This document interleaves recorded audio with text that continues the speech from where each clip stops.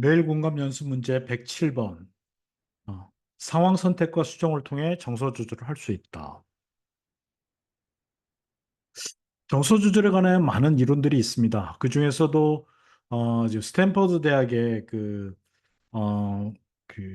제임스 그로스라고 하는 그 박사가 하는 정서 조절 방법이 상당히 유명합니다.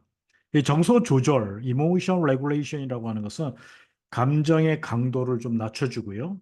지속 시간을 좀 줄여주고, 그 다음에 감정을 잘 표현할 수 있는 것. 이렇게 이런 것들을 조절해서 사회적 상황에서 적절하게 그 반응할 수 있도록 하는 능력. 이것을 정서 조절이라고 합니다. 아까 얘기한 것처럼 제임스 크로스 박사가 정서 조절의 5단계로 나눠서 얘기를 했는데요. 하나씩 하나씩 살펴보도록 하겠습니다. 첫 번째가 상황 선택입니다. Situation Selection. 그러니까 어떤 상황을 선택함으로써 그 어떤 감정을 내가 느낄 수 있는 그 감정을 갖다가 가능성을 좀 줄이거나 아니면은 또 긍정적인 감정을 높이는 그런 과정입니다. 뭐 예를 들어서 스트레스를 받을 수 있는 상황을 피하거나 어떤 특정 감정을 유발하는 환경을 갖다가 선택하는 건데요. 우리가 예를 들면 시험 전날 환경 조성을 위해서 상황적으로는 중요한 시험을 앞두고 친구들과 함께 놀자고 하는 제안을 받았을 때 그 친구들하고 놀면 집중이 방해되고 불안감이 생길 수 있는 상황이겠죠. 그러면 어떻게 상황을 선택하느냐? 시험 전날에는 친구들 간의 약속을 피하고 도서관이나 조용한 환경에서 공부에 집중하기를 선택을 합니다. 결과는 이제 일단 시험 전날이기 때문에 집중력 유지가 할 수 있고 또 공부를 하니까 불안 감소가 되고 긍정적인 감정을 유지할 수 있고 자신감을 높이는 상황을 선택하게 되는 거죠. 다음에 상황 수정인데요. Situation Modification.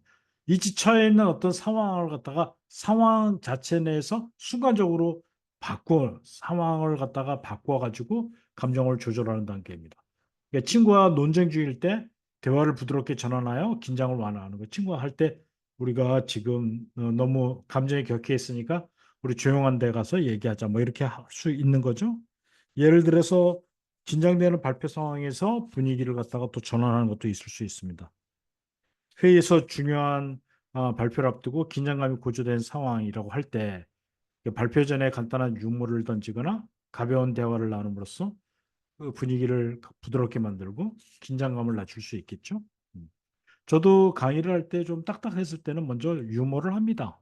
아니면 여러분들이 너무 굳어 있는 얼굴 표정을 보니까 저도 되게 지금 마음이 조금 어, 어, 되게 어렵습니다라고 표현을 하게 되면 이렇게 표현하게 되면 청주도 편안한 분위기에서 발표를 더 긍정적으로 받아들일 수 있게 되는 겁니다. 세 번째가 주의 집중입니다. Attention Deployment인데요. 감정을 어떤 유발하는 어떤 자극이 있잖아요. 거기에 대해서 주의를 다른 쪽으로 집중을 하는 겁니다. 그러니까 불편한 상황에서 주의를 돌리는 거죠. 긍정적인 요소에 집중하는 건데, 주의 집중 예를 갖다가 좀 들면, 병원으로 좀 할 때, 그, 그 병원에서 진료를 기다리며 불안한 감정이 이제 커지는 그런 상황일 때, 불안을 줄이기 위해서 스마트폰에서 게임을 한다거나 또는 좋아하는 음악을 듣는다든가 이런 다른 활동으로 주의를 돌릴 수 있겠죠. 그러면 불안한 감정을 직접 다루기보다는 주위의 다른 곳으로 돌려서 불안이 덜 느껴지게 되고 시간이 빨리 지나가고 뭐 이렇게 할 수 있겠죠. 네 번째, 인지적 재평가, 커그니티브 체인지인데요. 요거는 심리학을 공부한 사람들이 보통 사람들은 잘 모를 겁니다. 일단 상황을 다르게 해석하거나 평가함으로써 감정을 조절하는 과정입니다. 이거는 인지 심리학자들이 많이 쓰는 방법인데요. 예를 들어서 실패를 갖다가 개인의 능력이 부족이 아니라 성장의 기회로 해석한다. 똑같은 거잖아요. 그렇죠? 마찬가지죠. 컵에 물이 반뿐이 없다 하고 컵에 물이 반씩이나 있다. 이것이 인지적 재평가입니다. 뭐 비판을 긍정적인 피드백으로 재해석할 수도 있는 거죠. 그다음에 반응 조절. 이제 마지막으로 이제 반응 조절입니다. 감정이 나타난 이후에 그 감정을 표현을 조절하는 단계. 이 반응 조절을 하는 거죠. 화가 났을 때 화를 억누르거나 표현을 조절하는 것. 이게 그 초기 단계, 감정이 초기 단계에서 상황을 조절하는 시도가 더 크게 영향을 줄 수 있다라고 합니다. 예를 들면 화가 났을 때 깊은 숨쉬기, 예, 복식 호흡하는 거죠.